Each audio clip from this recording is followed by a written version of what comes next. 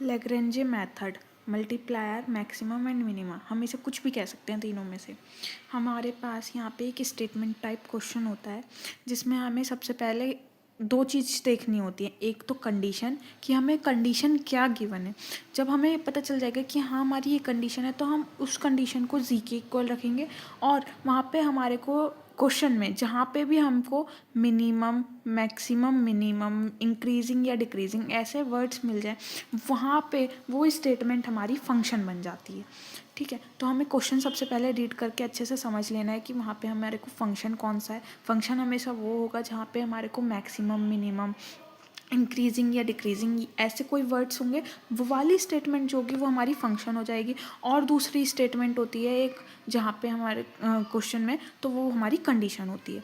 ठीक है, फिर हम यहीं से इसी से हमारे को फंक्शन मिल जाएगा, उस स्टेटमेंट से हमें फंक्शन बन जाएगा जो कि हम एफ के इक्वल रख देंगे। उसी क्वेश्चन में हमको कंडीशन मिल जाएगी जिसे हम जी के इक्वल रख देंगे। फिर हम उसके बाद हम लैग्रेंजे इक्वेशन को अप्लाई करेंगे। कैसे करते हैं? लैग्रेंजे इक्वेशन क्या होती है? Simply L equals to function वाली इक्वेशन जो हमारी एफ के इक्वल जो इक्वेशन होगी ना, हम उसको एफ की जगह पर रख देंगे। जी प्लस एफ प्लस लैम्डा जी। लैम्डा हमारे को कांस्टेंट है, एक हमने लिया इक्वेशन होती है लैग्रेंजे इक्वेशन में, उसमें लैम्डा आता है। और जी जो हमने कंडीशन थी उससे हमने जो उस कंडीशन को जी के इक्वल रखा था वो हमारी यहाँ पे आ जाती है। उसके बाद हमारा इस लैग्रेंजे को एक्स के रिस्पेक्ट में डेरिवेट करेंगे, वाई के रिस्पेक्ट में डेरिवेटिव करेंगे, पार्शियल डेरिवेटिव। ऐसे जेड के रिस्पेक्ट में पार्शियल डेरिवेटिव, लैम्डा के रिस्पेक्ट में पार्शियल डेरिवेटिव। किसका? इस वाली लैग्रेंजे इक्वेशन का। ऐसे निकलेंगे हम इसको, जो हमने फर्स्ट डेरिवेटिव करा था एक्स के रेस्पेक्ट में लैग्रेंजे का इक्वेशन का, उसको हम जीरो के इक्वल पुट करेंगे तो यहाँ पे एक ऐसे दिखेगी, हमें एक कंडीशन ऐसे दिखेगी जिसमें हमें लैम्डा वाली टर्म्स को एक साइड ले जाना है और जो कांस्टेंट है उसको एक साइड रखना है। ऐसे ही हम वाई के रिस्पेक्ट में जो हमने डेरिवेटिव करा था उसको जीरो के इक्वल रखना है ताकि हमें क्रिटिकल पॉइंट्स मिल सके। फिर से हमें को लैम्डा वाली साइड एक साइड रख देंगे। फिर क्या करेंगे, हम इसको एक्स वाली टर्म्स को रखेंगे, वाई वाली टर्म को इक्वल रखेंगे जेड के। हमने जब जेड को डेरिवेटिव करा था उसको भी हम ज़ीरो के इक्वल रखेंगे।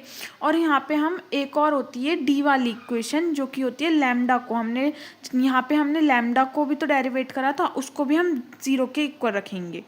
तो हमारी ये डी वाली इक्वेशन हो जाएगी।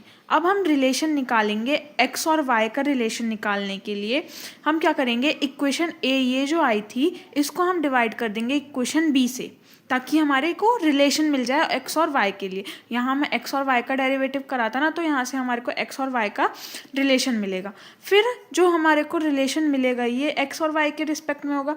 हम एक और बार करेंगे, एक इक्वेशन तो हो गई जहाँ पे हम ए डिवाइड बाय बी करते हैं इक्वेशन को, एक इक्वेशन होगी जहाँ पे हम इक्वेशन ए डिवाइड इक्वेशन सी करते हैं जहाँ से हमें एक्स और जेड के बीच का रिलेशन मिलता है।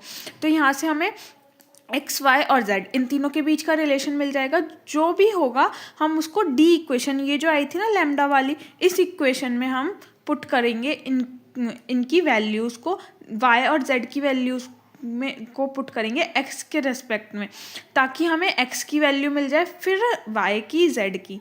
और हम इसको फिर इक्वेशन वन जो थी जहाँ हमने फंक्शन बनाया था एफ एक्स वाई जेड का, उसमें पुट कर देंगे तो हमारे को यहाँ फंक्शन की वैल्यू मिलेगी। तो हम इसको एक क्वेश्चन के थ्रू देखते हैं। सो हमारा क्वेश्चन है, the sum of three positive number is constant, prove that their product is maximum when they are equal. हमें गिवन है, क्या गिवन है, सम दिया हुआ है तीन पॉजिटिव नंबर का जो कि कांस्टेंट है। तो हमने यहाँ लेट कर लिया एक्स वाई जेड, ये तीन पॉजिटिव नंबर है और इसका सम जो है वो कांस्टेंट है ए के। ए यहाँ पे कांस्टेंट है, एक्स वाई जेड जो है थ्री पॉजिटिव नंबर है जिनका सम जो है कांस्टेंट के इक्वल है। अब हमें प्रूफ क्या करना है, प्रूफ दैट कि इनका प्रोडक्ट जो है वो मैक्सिमम है। मैंने कहा था ना कि क्वेश्चन में लिखा आता है मैक्सिमम, तो ये जो मैक्सिमम है यही हमारे को स्टेटमेंट जो है फंक्शन गिवन करेगी।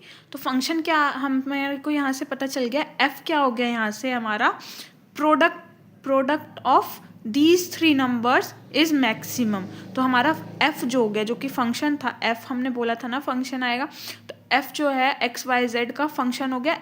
क्या हो गया, देयर प्रोडक्ट, इनका प्रोडक्ट जो हो गया वो फंक्शन हो गया। तो यहाँ एक्स वाई जेड का प्रोडक्ट फंक्शन हो गया, और ये जो जी के इक्वल आ गया कांस्टेंट, मैंने कहा था ना ये जी के इक्वल जो आएगा वो कंडीशन होगी, तो हमें कंडीशन तो ये गिवन है ना कि सम जो है 3 का इक्वल है कांस्टेंट के, तो ये वाली जो इक्वेशन है हमारी कांस्टेंट वाली, ये इधर आ जाएगा, इधर साइड आ जाएगा लेफ्ट हैंड साइड माइनस में, और ये जो हो जाएगा जी के इक्वल हो जाएगा। तो हमारी ये कंडीशन, हमारे को इक्वेशन मिल गई, एक तो फंक्शन की इक्वेशन मिल गई और एक कांस्टेंट कंडीशन की इक्वेशन मिल गई।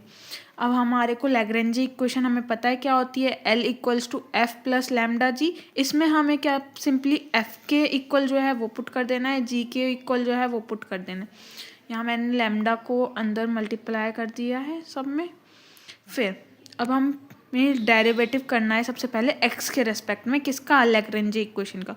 तो जब हम इसका एक्स के रेस्पेक्ट में डेरिवेटिव करेंगे तो इस वाले में से बचेगा वाई जेड, एक्स का इस वाले का डेरिवेटिव करेंगे एक्स के रेस्पेक्ट में तो लैम्डा, इसके रेस्पेक्ट में ज़ीरो, यहाँ पे भी एक्स नहीं है कांस्टेंट हो गया, ये भी कांस्टेंट टर्म हो गई एक्स के रेस्पेक्ट में, तो ये सब ज़ीरो हो गई।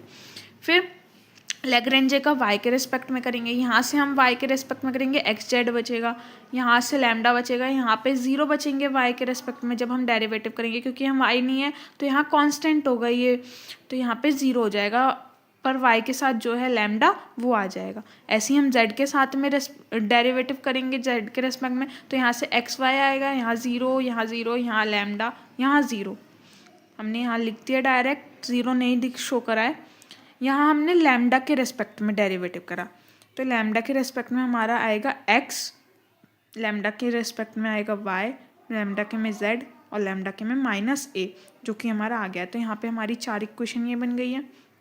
फिर हमने करा था कि ये जो हमने डेरिवेटिव करा था डी के रेस्पेक्ट में पार्शियल डेरिवेटिव, इसको हम ज़ीरो के इक्वेशन इक्वल रखेंगे। यहाँ पे हमने ज़ीरो के इक्वल पुट कर दिया इसको, तो इसके साथ D L by D x की जो इक्वेशन है उसको हम सिंपली ज़ीरो के साथ ज़ीरो के इक्वल पुट करेंगे, तो यहाँ से लैम्डा की वैल्यू माइनस में आ जाएगी, राइट हैंड साइड लेके जाएंगे तो यहाँ लैम्डा माइनस आ जाएगा, तो ये इक्वेशन 1 हो जाएगी।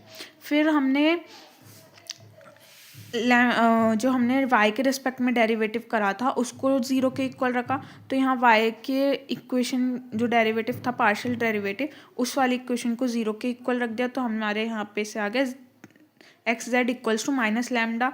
फिर हमने जो z के रिस्पेक्ट में डेरिवेटिव करा उसको हमने ज़ीरो के इक्वल रखा, जो कि ये है। फिर वहाँ से हमारे को X Y equal to minus lambda आया।